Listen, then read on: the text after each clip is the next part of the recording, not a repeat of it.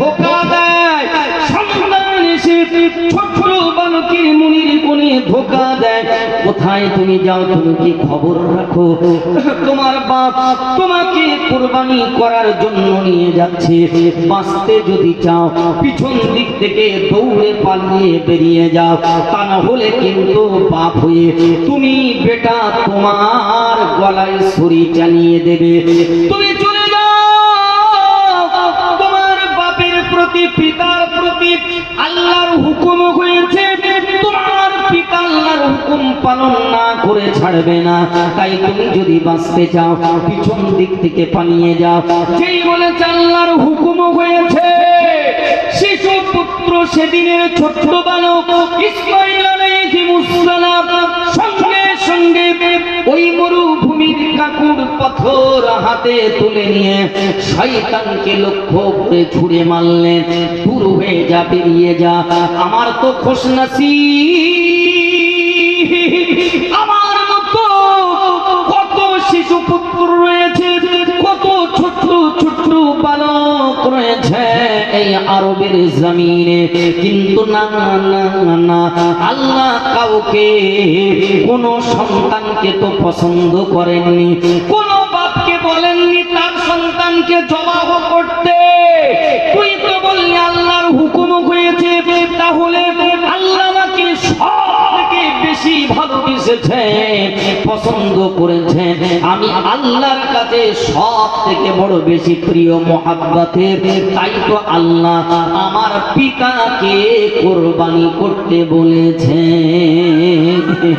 আমার জীবন ধন্য, তুই বাধা দিস না, বেরিয়ে যা।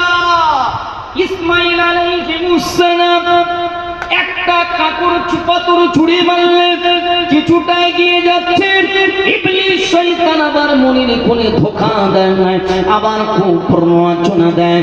উনি সামনে এগিয়ে যান, ইব্রাহিম নবী আলাইহিস সালাম সামনে গিয়ে চলেছেন, আর শিশু পুত্র পিছন পিছনে গিয়ে যান।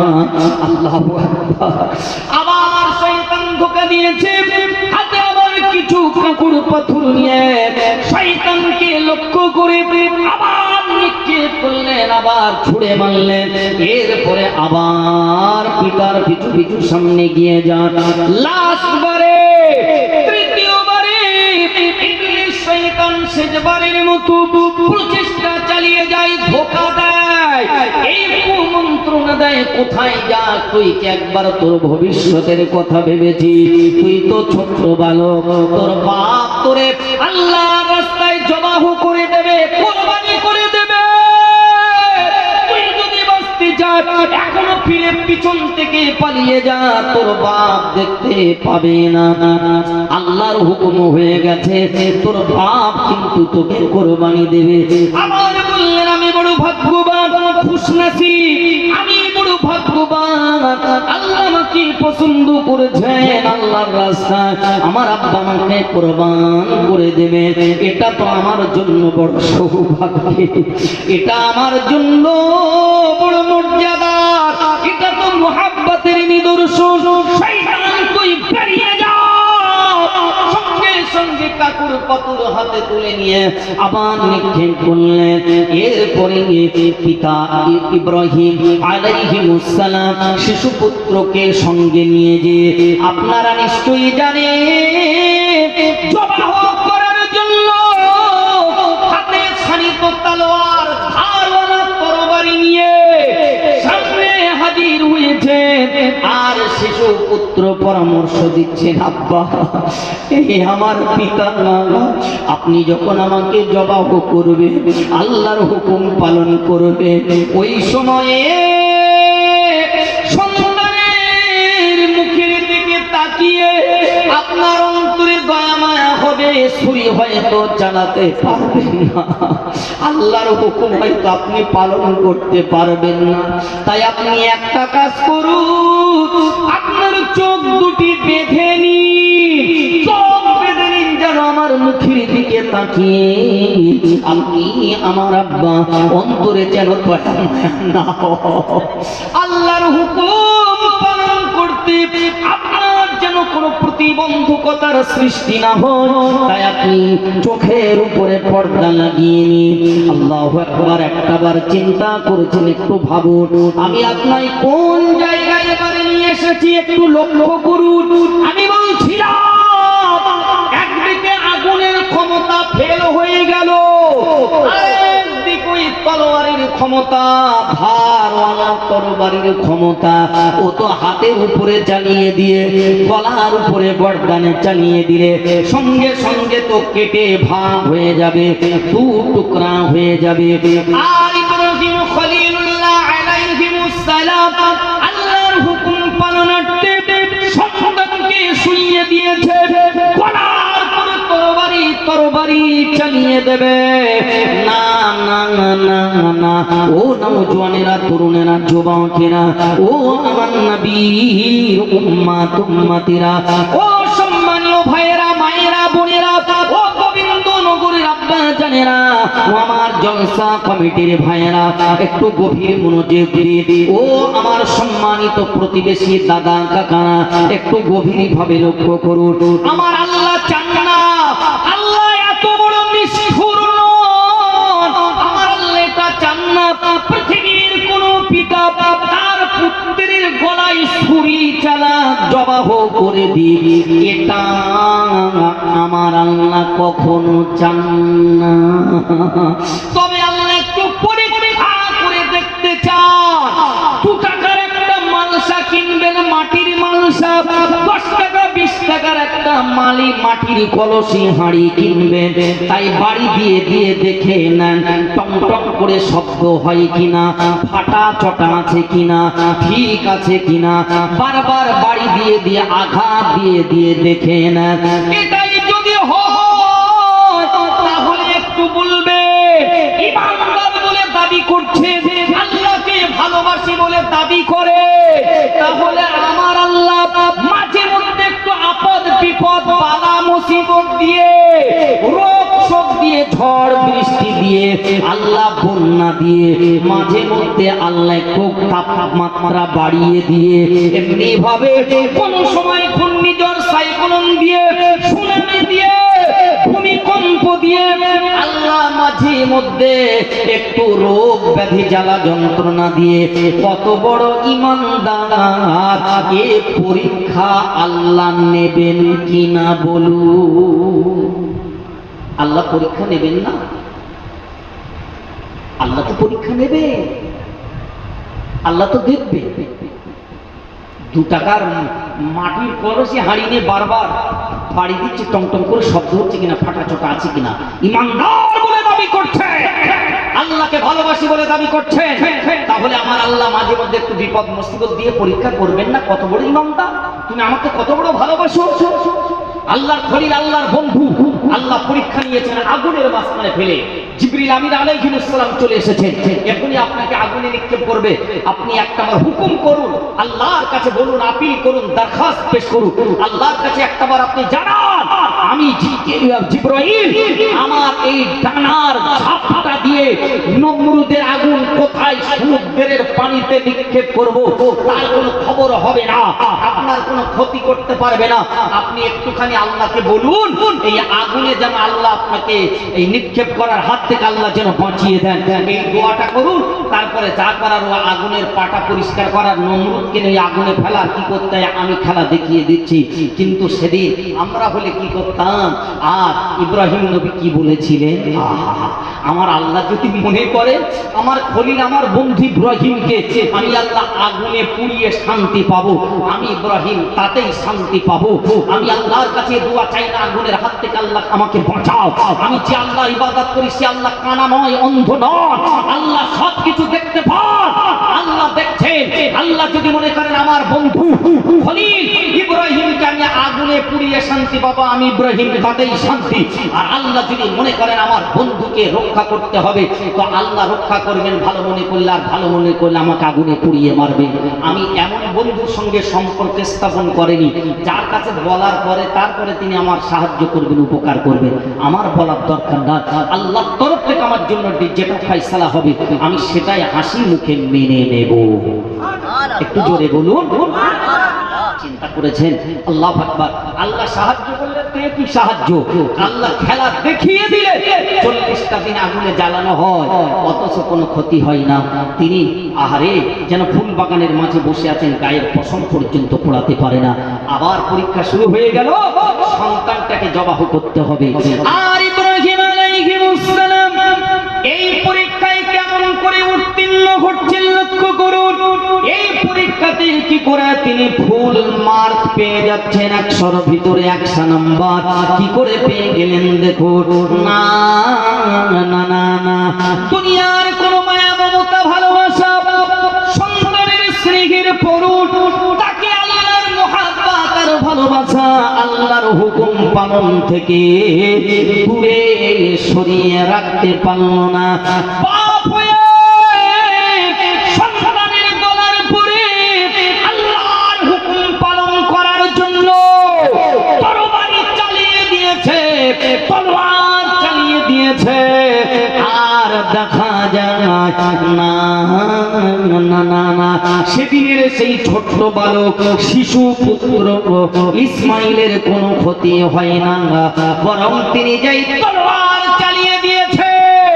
আল্লাহর হুকুম হয়ে গিয়েছে, আল্লাহর ফেরেশতা একটা জান্নাতি দুম্বা দুম্বা দুম্বা বেহেশতি একটা দুম্বা এনে ওই জায়গায় শুইয়ে দিয়েছে। আর ইব্রাহিম নবী যেই তলোয়ারটা চালিয়ে দিয়েছে, সন্তানের পরিবর্তে দেখা যায় আল্লাহর জান্নাতি দুম্বা কুরবানি হয়ে গিয়েছে। পাশে তার শিশু পুত্র ইসমাইল আলাইহিস সালাম অক্ষত অবিকৃত অবস্থায় সুস্থ শরীরে দাঁড়িয়ে রয়েছে। বাঁচালেন কে? তাহলে বাঁচানোর মালিক কে? আমার আল্লাহ আল্লাহ আল্লাহ। অধিক যদি সন্তান কোরবানি হয়ে যেত, সামনে বকরা ঈদ, ঈদুল আজহা এসে যাচ্ছে, এই জিলহজ মাস, সেদিন আমাদের সন্তানদের কোরবানি করতে হতো না হতো না বলুন? আমার আল্লাহর এত পছন্দ হয়ে গেল, যতদিন এই দুনিয়া থাকবে, যতদিন না হবে ততদিন এই বকরা ঈদ, ঈদুল আজহার দিন আসবে, জিলহজ মাস আসবে, আর সবাইকে আল্লাহর রাস্তায় কুরবানি করতে হবে। যেহেতু ইব্রাহিম আলাইহিস সালাম দুম্বা কুরবানি করেছিলেন, তাই तमाम বিশ্বের মুসলমানদের জন্য আদি পিতা, আমাদের জাতির পিতা ইব্রাহিম খলিলুল্লাহ আলাইহিস সালামের সেই নীতি আদর্শ সুন্নাহ অনুযায়ী আমাদেরও কুরবানি করতে হবে দুম্বা, গরু, ছাগল, উট, এই চারটি প্রাণীগুলো আল্লাহর রাস্তায় কুরবানি করার বিধান চালু হয়ে গেল। আর শিশুপুত্র ইসমাইল আলাইহিস সালাম যে জায়গায় দাঁড়িয়ে সন্তানকে লক্ষ্য করে কাকর পাথর ছুঁড়ে মেরেছিলেন, পৃথিবীর যত হাজী সাহেবরা হস্তা কাদাই করতে যাবে কিয়ামত পর্যন্ত ওই তিনটি জায়গায় তিনি দাঁড়িয়ে দাঁড়িয়ে দাঁড়িয়ে দাঁড়িয়ে তিনবার শয়তান ধোঁকা দিয়েছিল, আর তিনটি স্থানে দাঁড়িয়ে কাকর পাথর ছুঁড়ে মেরেছিলেন। পৃথিবীর সকল হাজী সাহেবদেরকে কিয়ামত পর্যন্ত ওই তিনটি স্থানে দাঁড়িয়ে দাঁড়িয়ে দাঁড়িয়ে দাঁড়িয়ে দাঁড়িয়ে শয়তানকে লক্ষ্য করে মুজদালিফা থেকে কুড়িয়ানা কাকর পাথরগুলো ওখানে দাঁড়িয়ে নিক্ষেপ করতে হয়। ওই জামারাতে ওই আরব সরকার ওইখানে বড় স্তম্ভ, বড় পিলার তৈরি করে দিয়েছে, শয়তানের স্তম্ভ প্রতীক। ওই জায়গাটা লক্ষ্য করে কাকর পাথর ছুঁড়ে ছুঁড়ে কিয়ামত পর্যন্ত সকল হাজী সাহেবদের মারতে হবে। সম্মানিত সুধী, একটি বর্ণনাতে এসেছে আমার আল্লাহ আমার আল্লাহ আমার আল্লাহ যাদের হজ পাক কবুল করে না, তারা যখন ওই জামারাতে ইবলিস শয়তানকে লক্ষ্য করে কাকর পাথর ছুঁড়ে ছুঁড়ে ছুঁড়ে ছুঁড়ে মারে, ওই কাকর পাথরগুলো আল্লাহর হাজী বান্দা বান্দিরা ছুঁড়ে মারে, আর ওই কাঁকড় পাথর জমিনে পড়ার আগে আল্লাহর ফেরেশতারা উঠিয়ে নিয়ে আল্লাহর দরবারে পৌঁছে দেন। আমি গুনাহগার, আমি গুনাহগার। আমি প্রথম যখন গেলাম 2004 সালে, তারপরে গেলাম 2007 সালে, অনেক দিন আগের কথা। এখন এই বয়স আমার 51 বছর, আর তখন তো বয়স আর অনেক কম। আমি মনের ব্যাকুলতা, মনের একটা ছটফটানি, একটা অদম্য স্পৃহা, আগ্রহ, জানি তো দেখবো আল্লাহ আল্লাহ যাদের কাজ কবুল করেন শুনেছি, তাদের কাঁকড় পাথরগুলো নিক্ষেপ করার সাথে সাথে ওখান থেকে ফেরেশতারা উঠিয়ে নেন। তো আমি একটু দেখবো ওখানে কতটা কাঁকড় পাথর জমে আছে। আহ, বিশ্বাস করুন, আমার 3টে জামারাতে পরপর 3টে স্থানে বড় বড় স্তম্ভ, ওখানে যে পাথর ছুঁড়ে মারতে হয়। তো আমি লাস্ট বারে যে পাথর কাঁকড়টা ছুঁড়ে আমি এবারে যে দাঁড়িয়ে দাঁড়িয়ে অপলক নেত্রে ফেল ফেল করে বিস্ময় ভরা নেত্রে তাকিয়ে তাকিয়ে তাকিয়ে দেখছি আর অবাক হচ্ছি, এটা কি করে সম্ভব? আল্লাহু আকবার। আমি অবাক।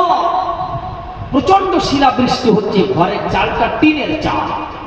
শিলাবৃষ্টি আর ঘরের চাল যদি টিনের চাল হয়, শব্দটা কেমন হতে পারে আইডিয়া করে। লক্ষ লক্ষ হাজী সাহেব হজ পাকে যাচ্ছে, আর সবাইকে নির্দিষ্ট দিনে ওই সময়ে ওখানে যে পাথরটা ছুটতেই হবে নির্দিষ্ট সময়ের মধ্যে। আপনি ভাবতে পারেন লক্ষ লক্ষ আল্লাহর হাজী বান্দা বান্দিরা নির্দিষ্ট একটা স্থানে যে ওই স্তম্ভে পাথর মারছে, মনে হবে যেন শিলাবৃষ্টি হচ্ছে, অনবরত কাঁকড় পাথর ছুঁড়ে ছুঁড়ে ছুঁড়ে চলেছে। আল্লাহু আকবার।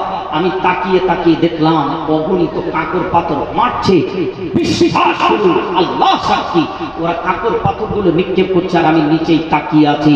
নিচেই কোনো মেশিন লাগানো নেই, একদম মসৃণ জায়গা, পরিষ্কার পরিচ্ছন্ন জায়গা। ওখানে সৌদি সরকারের পুলিশ প্রশাসন লোকজন কর্মচারীরা এসে মাঝে মধ্যে ঝাড়ু দিয়ে যে ওগুলো তুলে নিয়ে যাচ্ছে, তাও কিন্তু নয়। ওখানে কোনো মেশিন লাগানো নেই যে মেশিনের সাহায্যে তুলে নেবে। জায়গাটা একদম পরিষ্কার। ওই পাথরগুলো কাঁকড়গুলো নিক্ষেপ করছে। বিশ্বাস করুন, দীর্ঘক্ষণ ধরে তাকিয়ে তাকিয়ে তাকিয়ে তাকিয়ে দেখলাম সামান্য যে অল্প কিছু কাঁকড় পাথর পড়েছিল, এত লক্ষ লক্ষ হাতের কাঁকড় পাথর পরপর পড়েই যাচ্ছে। দীর্ঘক্ষণ বাদেও দেখলাম সেই সামান্য কিছু কাঁকড় নিচেই পড়ে রয়েছে। একবার জোরে বলুন সুবহানাল্লাহ। স্তূপ হয়ে যাওয়ার কথা, পাহাড় জমে যাওয়ার কথা, অথচ হলো এটা আমার আল্লাহর শান। সম্মানিত শ্রোতা মণ্ডলী, তাই আমি বলছিলাম আসলে তলোয়ারের কোনো ক্ষমতা নেই, আগুনের কোনো ক্ষমতা নেই। ইউনূস নবীকে আমরা জানি, তার ইতিহাস পড়েছি। সেই দরিয়ার মাঝখানে ঝাঁপ দিলেন তিনি, মাঝে বড় একটা মাছ তাকে ভক্ষণ করে নিল, খেয়ে নিল, কিন্তু হজম করে নিতে পারল না। পানির ভিতরে যদি একটা মানুষ একটানা একাধারে 40টা দিন পর্যন্ত অবস্থান করে, বাঁচা তো দূরে যাক, পচে গলে শেষ হয়ে যাবে, বাঁচানো আর সম্ভব হবে না। অথচ আপনি ভাবুন, 40টা দিন পরে মাছে নদীর কিনারায় যে ধারে যে ওই ইউনূস নবী আলাইহিস সালামকে মাছে উকড়িয়ে দিল, বমি করে দিল। অথচ ইউনূস নবীর পবিত্র শরীরে কোনো তিল পরিমাণ নখেরও আঁচড় কাটা দেখা যায় না। বাঁচিয়েছেন কে?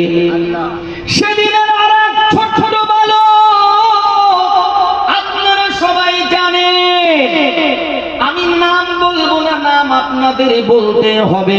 ছোট বালক তার নিজের ভাইয়েরা মারবে বলে ষড়যন্ত্র করে পিতার কাছ থেকে নিয়ে বার হয়ে গেল।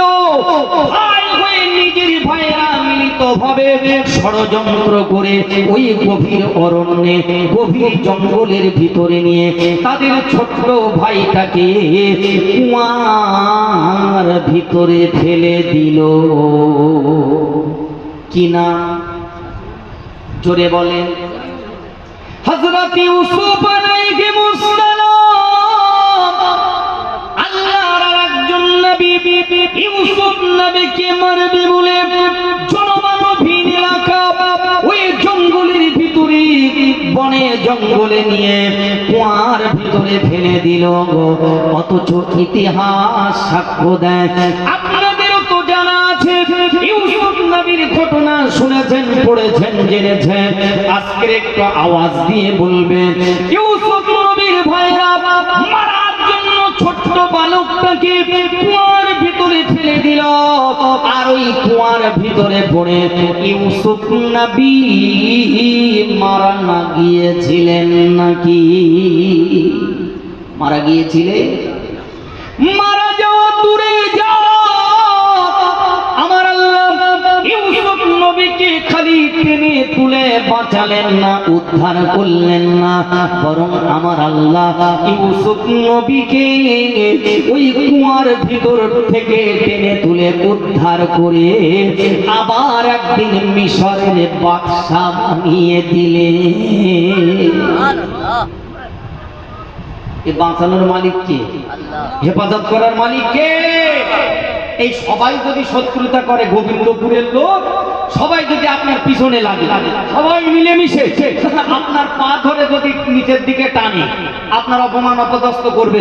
আর আমার আল্লাহ যদি রহম করে আপনাকে উপরে তোলার এই ফাইসালা নিয়ে নেন, আল্লাহ যদি উপরে টেনে তুলতে চান, আর গোবিন্দনগরের মানুষ কেন, ক্যানিংয়ের মানুষ কেন, দক্ষিণ 24 পরগনার মানুষ কেন, সারা বিশ্বের মানুষ যদি আপনাকে মারার জন্য ষড়যন্ত্রের জাল বিস্তার করে, অপমান অপদস্থ হয়ে প্রতিপন্ন করার জন্য আপনাকে যদি পা ধরে নিচে নামানোর চেষ্টা করে, আর আমার আল্লাহ যদি উপরে টেনে তুলতে চান, ভাই কেউ কোনো ক্ষতি করতে পারবে বলে মনে হয়? ক্ষতি করতে পারবে? পারবে? এটা তো সম্ভব হবে। ফ্যানটা চালিয়ে দেন, মানুষ কষ্ট হচ্ছে, ফ্যানটা ঠিক করে দেন, মনোযোগ দিনে দিকে ফিরবে। সম্মানিত সুধী, আমি বলছিলাম তাহলে এতক্ষণ ধরে মোটামুটি আমি একটা বোঝানোর চেষ্টা করেছি, যাদের মারার জন্য এত চেষ্টা করা হলো, এত ষড়যন্ত্রের জাল বিস্তার করা হলো, অথচ তাদের মারতে পারলো না।